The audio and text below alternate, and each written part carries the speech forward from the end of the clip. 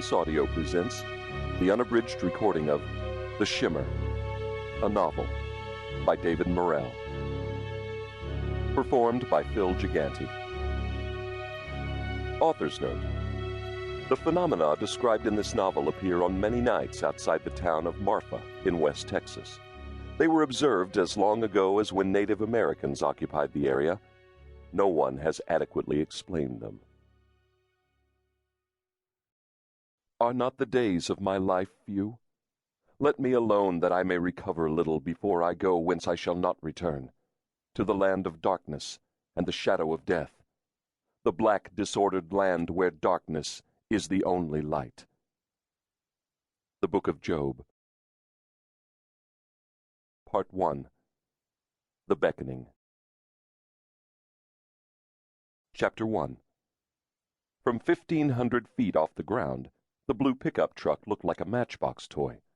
Normally it would have blended with traffic, but on this clear Tuesday afternoon in early June, the pilot watched the truck race past other vehicles and veer back and forth between lanes as the driver searched for any open space he could find.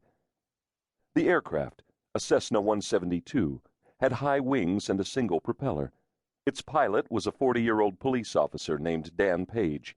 He knew that the driver of the pickup was male, because he monitored a police radio through his headphones and was aware that 10 minutes earlier the man had shot and killed another man in a feud between drug dealers at Fort Marcy Park. A police officer driving by saw the shooting. When he sped into the park, the assailant fired through the cruiser's windshield and killed him. Park workers who saw the murders all identified the shooter as a thin, 20-ish Anglo, with a shaved head and a white T-shirt, the short sleeves of which revealed a large tattoo on his left arm. This was Page's day off. A private pilot, he enjoyed flying his Cessna from Santa Fe's small airport, and, as he phrased it, getting above it all. But when his police radio transmitted news of the chase, he headed over the 4-mile-wide city to where the truck had last been seen, hoping to spot it among Santa Fe's low buildings and provide directions to his fellow officers in the pursuing police cars. 5 minutes later, he had it in sight. The truck's frantic, random route would have been difficult to follow on the ground, but was obvious from the air. "He's going east on Peralta," Page said into the microphone on his headset. "Now he's turning right onto Guadalupe, heading downtown." "I'm 5 blocks in front of him," another officer's voice answered quickly. "I can cut him off. Wait, now he's veering onto Agua Fria." Page stared down helplessly as an oncoming car swerved out of the truck's way, lurched onto a sidewalk, and hit an adobe wall, earth and bricks cascading onto the hood. He imagined the sound of the crash, the violence somehow gaining in magnitude because of the distance. "He's back on St. Francis Drive," Page warned. "If he's headed toward the interstate, we've got the ramps blocked," an urgent voice replied. Again the truck abruptly changed direction. "He's turning right onto Cerrillos Road," Page yelled. "I'll intercept him at Cordova," a different voice blurted.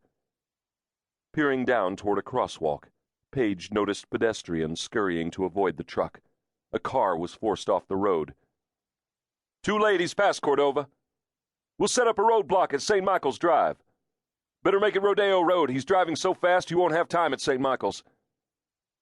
Indeed, the speed with which the truck covered distance was astounding. The other vehicles on Cerrillos Road seemed to be standing still. My God, he's got to be doing over 100, Page thought. Other drivers must have seen the truck speeding toward them in their rearview mirrors, or maybe the fugitive kept blowing his horn. For whatever reason, traffic veered out of the way. "We've got the intersection at Cerrillos and Rodeo Road closed," a voice shouted. Immediately, the truck swerved onto another side street. Page finally understood the pattern. "I think he's got a police radio." "What?" "He changes directions whenever you tell me you've got a street blocked. He must be listening to us. Now he's turning into the Lowe's parking lot." Customers leaving the huge hardware store darted to the side as the truck sped toward the movie theater at the end of the lot. It disappeared into a parking garage. Circling, Page watched.